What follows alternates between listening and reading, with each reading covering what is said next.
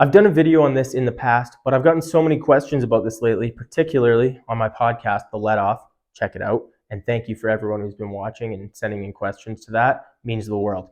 Anyways, I've been getting a lot of questions about cold weather bow hunting tips and some extreme cold weather. People want to know tips for hunting in minus 30. And any temperatures I talk about here are going to be in Celsius. Pull up your Google calculator for my American friends and convert it to Fahrenheit. I'm a Canadian, so I don't understand Fahrenheit. Just a caveat for this video.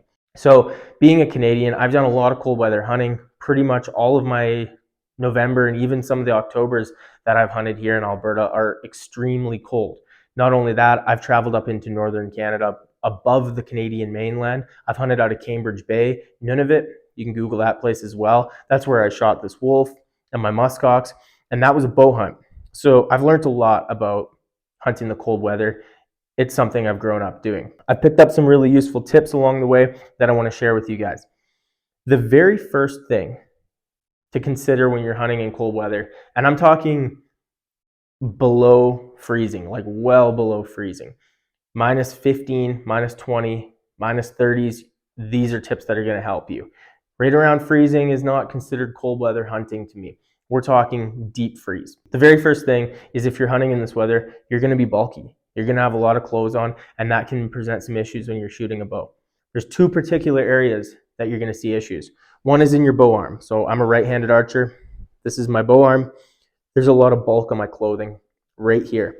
And what can happen is when you release, if you're wearing enough clothing, your string can actually come in contact with some of that bulky clothing.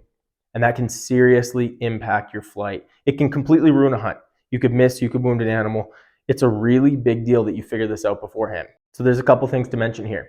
One is that I always shoot my draw length a half an inch shorter than what it's measured at. So when I do a true measurement of my draw length, I have a 31-inch draw length, exactly. I shoot all my hunting bows at 30 and a half to accommodate for a little bit of a bend in my arm, which helps give me some clearance for that clothing. But that's not enough in these really cold weather hunts. You need to actually compress this material. So you can use duct tape.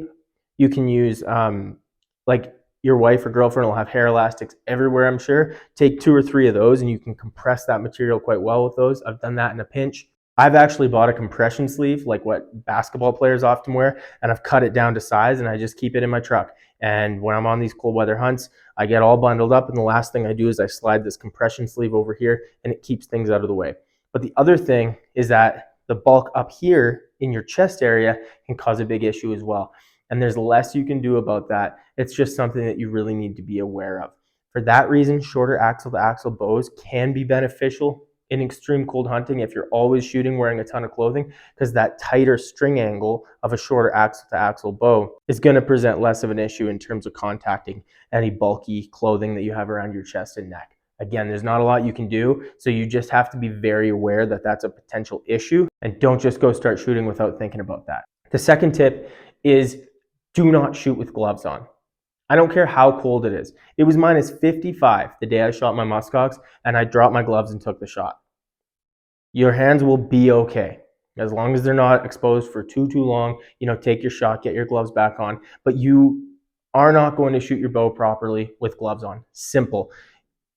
If you have to shoot a bow with your glove on, make sure it's your bow hand, but still, I just don't recommend that. Never shoot with a glove on your release hand, whether it's a handheld release or an index release. Even if you have one of those gloves that you can lift the fingers up, just don't do it. It's not worth it. It's not going to be as accurate. Take your gloves off, take your shot, put them back on. Trust me. If I can do it in minus 55, you can do it wherever you live. The next thing is a tip I got from some great Super Slam bow hunters that I have been mentored by since I was a kid. Before I went on that particularly cold hunt in Nunavut, a few of these guys told me, make sure you take your bow, all your arrows, your release, and put it in your chest freezer overnight. And take it out, don't let it warm up, just take a shot and see how it shoots. Some bows will shoot differently when they're frozen. It wasn't this bow, it was a different bow tech that I brought on that hunt, but I've done it with every bow since. I put it in the chest freezer with my release, my arrows. Actually, I put my binoculars in and everything too, just to make sure that my integrated rangefinder would still work. And it did. Thank you, Vortex, for that. But then you got to take some shots. And it's actually kind of scary drawing your bow when it's frozen. The strings feel super stiff. It's uncomfortable. Sometimes you'll hear some creaking or cracking. That's not usually an issue, despite, if I drew this bow in my shop right here at room temperature and I heard creaking and cracking, that's a problem. Like, let down, don't shoot, and inspect your bow. Out of the freezer, it's normal. I'm not going to say don't worry about it, but it is normal to hear some noise out of your bow in those extreme cold temperatures. Not so much with the newer bows, but with older bows, absolutely. Most bows are going to shoot just fine. They'll shoot just like at room temperature or on a hot summer day in the cold. There are some models that I've heard of that do have issues, particularly older Matthews models, but I haven't heard of any more modern in the last, built in the last 5 years models having this issue. Still, check. You'll regret it if you don't and find that your bow does have an issue. The last big tip I'm going to give you guys is if you're hunting in the cold for, let's say, a week or even a month, you live in an area where you can go whitetail hunting, like me, I can go whitetail hunting for 3 months of the year. And once it gets cold, kind of end of October throughout all of November, it stays cold for the most part. I don't want my bow coming in and out. I leave my bow outside, whether it's in the back of my truck or I put it in the frozen garage or wherever. If my bow is going to be hunted with in the cold and frozen, I'm going to make sure it stays frozen. I don't even put my bow in the cab of my truck to drive out to my hunting area. I want it to stay frozen to avoid the temperature fluctuations. When your bow heats up or freezes, things change. And it's okay that things change. That's why we test it by throwing it in the freezer. But the thing you want to avoid is this in the warm, in the cold, in the warm, in the cold, and just that fluctuation can actually have a detrimental effect of the accuracy of your bow. It can wear down your strings. It can cause some issues that you might not have had before and you could easily avoid by just letting your bow stay frozen. Those are my top tips.